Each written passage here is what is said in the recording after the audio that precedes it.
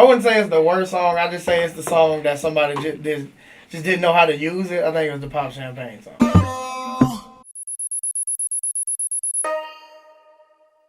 Rondell Edwin Turner, aka Ron Browz, born December 6, 1982.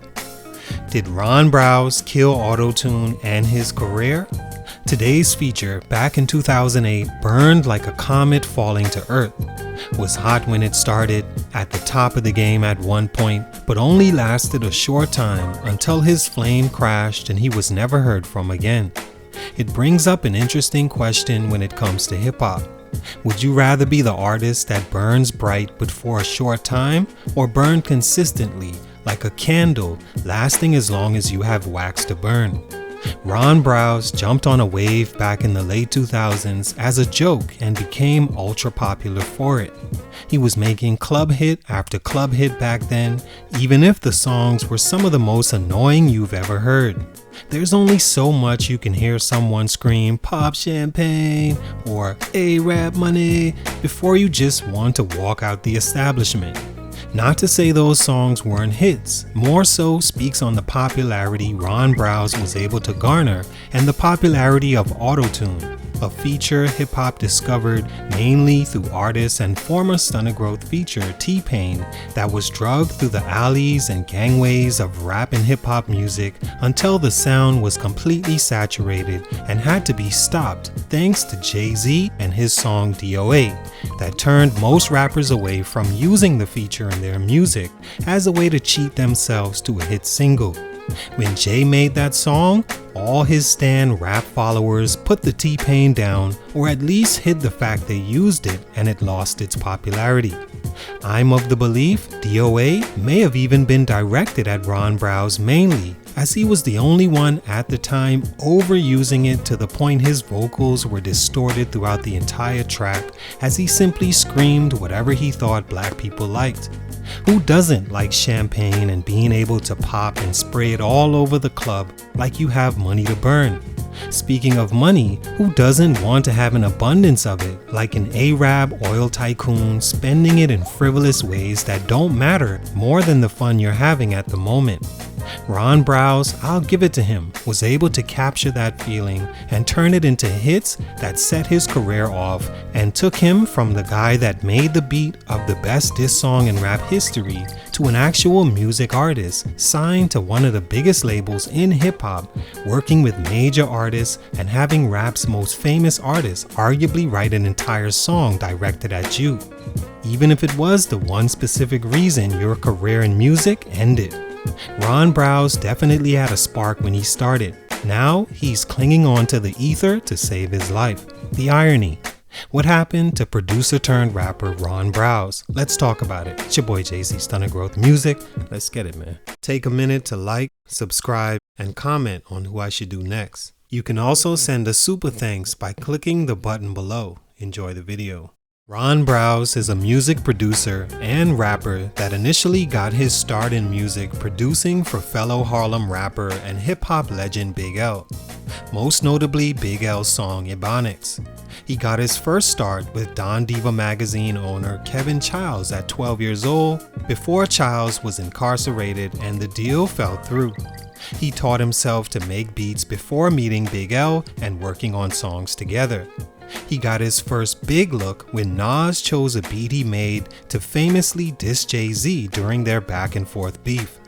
The beat actually could have been Jay's since Browz gave it to Hov first, but for whatever reason, he chose not to use it. Of course, Nas did, and it was the single reason he won the battle. Stunt number 1, Death of Autotune. D.O.A by Jay-Z killed Ron Browz's career more than anything if you ask me, for a few reasons. Starting with the obvious. I don't think Jay-Z is too fond of Ron Browz. Knowing the rapper and the way he moves, there's no way he would let go the fact Ron is the producer that made the beat that stopped Jay from demolishing Nas in the biggest hip-hop beef outside Pac and Big. Had it not been for Ether, Jay-Z was already up on Nas with his track Takeover, which Nas took months to respond to. Also, Jay had the whole Carmen backseat thing going with Nas's baby mother, so what more could he have done for the win?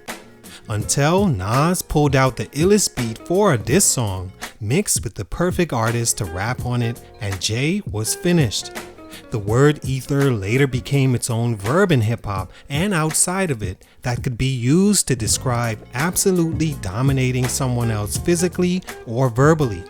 Some actually didn't think ether was that great, specifically Vlad TV, who said the beat wasn't that good, and Nas is equally bad at selecting beats, but to me, Vlad is easily in the minority, as that beat and song is one of the best combinations hip-hop has ever created. Ron Browz can actually say he had a hand in hip-hop history.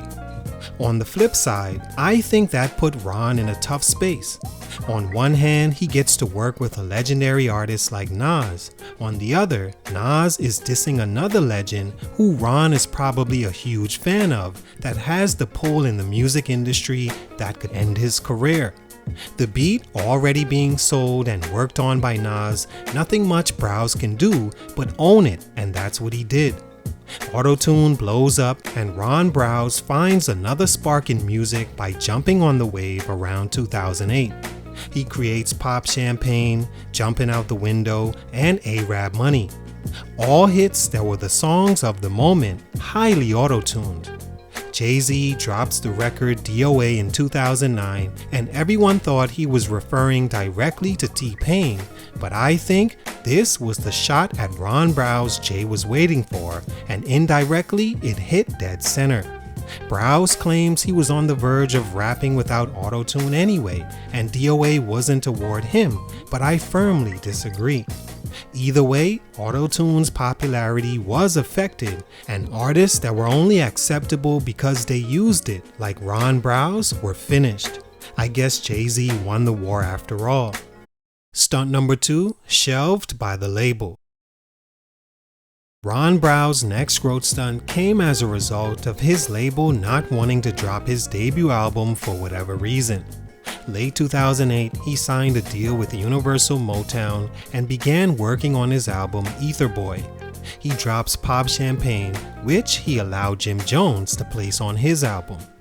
Then, early 2009, he releases a second hit, Jumping Out the Window.